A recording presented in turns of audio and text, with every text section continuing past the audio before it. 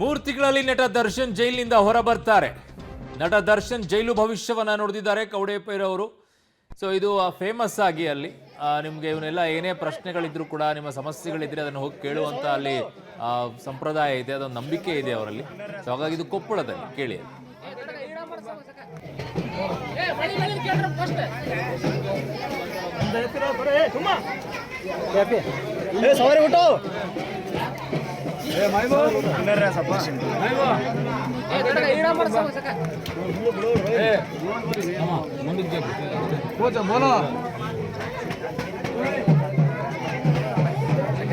दो तीन दाल में भेजो, दो तीन साल नहीं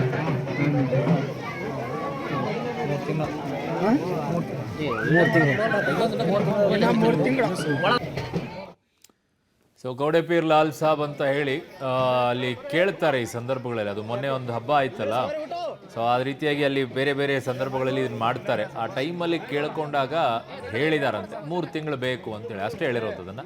ಜೈಲು ಭವಿಷ್ಯವನ್ನು ಕೊಪ್ಪಳದ ಕನಕಗಿರಿ ಪಟ್ಟಣದಲ್ಲಿ.